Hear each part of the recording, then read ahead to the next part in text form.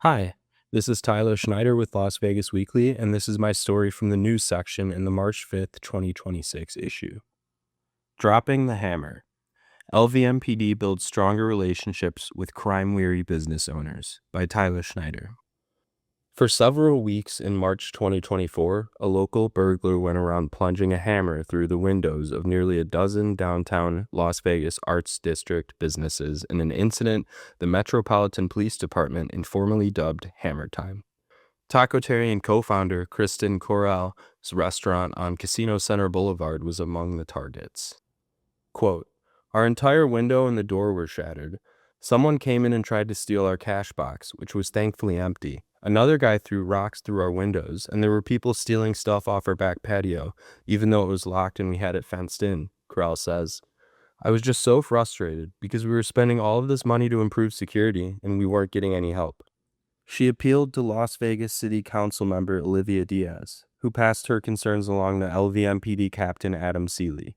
In just his third day after being promoted to lead the downtown area command, Seeley's first encounter with Coral was fiery. Quote, "I started yelling at him before he even got a word in," Corral recalls with a laugh.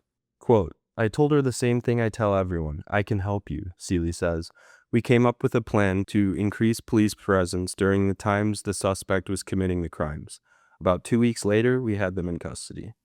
From there, Seeley set out to build a better relationship between the community and his team of 165 officers. His message was simple.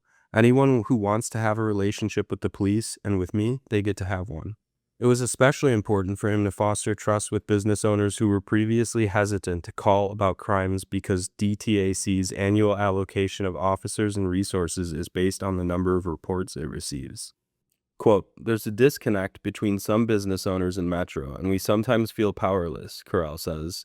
"In the moment, reporting sometimes feels like a waste of time because you think they won't catch that person. But when we don't report or underreport, it skews the facts.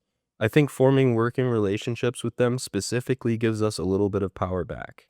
The numbers indicate some progress. Between 2024 and 2025, Seeley says incidents of violent crime and property crime decreased by 11% and 15% respectively across 10 square miles the DTAC covers.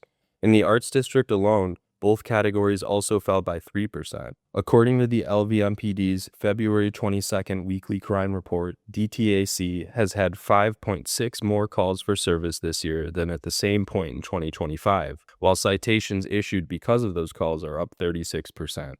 Now, Corral says she has Seeley on speed dial, adding there's been a noticeable difference in the issues she and her employees have faced since he took over.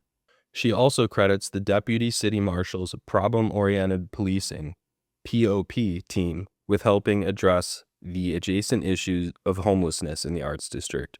Formed in 2023, the 6-member team regularly patrols the area to check in with businesses, offer support to homeless individuals who want it, and issue citations or make arrests when deemed necessary. Could this model of maximizing community engagement be replicated elsewhere in the valley? Colin Fukunaga, owner of Fuku Burger in Chinatown, says it has been. Over the last several years, he's worked with Captain Jimmy Lorson of Spring Valley Area Command, SVAC, to develop a similar system that includes monthly community meetings and a Facebook group connecting business owners with the SVAC.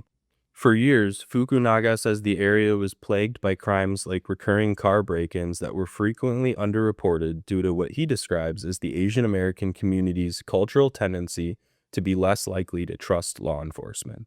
But after speaking with one of Lorson's predecessors, Fukunaga started rallying his peers. Quote, "I had a light bulb go on, like, oh my God, we're killing ourselves by not encouraging reporting. After that, I went on a mission to let all the other business owners know that it will only get worse if they try to sweep it under the rug," Fukunaga says. Fukunaga and Seeley both say another benefit of reporting is that perpetrators often repeat their crimes until they're caught. By studying similar reports, detectives can catch suspects sooner. Quote, "The more they do it, the more they leave crumbs," Fukunaga says. "People just don't realize how easily a lot of these crimes are solved, and reporting is a big part of that." For him and other Chinatown businesses, the pervasive feeling is optimistic. Quote, "Everyone who's getting involved in reporting feels very supported and confident about where things are going with the SVAC," he says. The department is not just talking, they're being proactive and reactive. Corral shares a similar outlook on the arts district. Quote, while the city still bears a lot of responsibility, and I still do not think they're doing enough, I think that Metro has really stepped in to try to fill the gaps, she says. It speaks to the importance of participating in government and advocating for what we need as business owners. Whether that's with Metro or the city, you can't just sit back and expect everybody else to do it for you. Seeley urges others to follow that lead. Quote, the best information the police department gets comes directly from the community because we simply can't be everywhere at once, he says. The squeaky wheel gets the oil, and when people come forward to tell us about public disorder, I can almost always fix it overnight. Find this story and others online at LasVegasWeekly.com.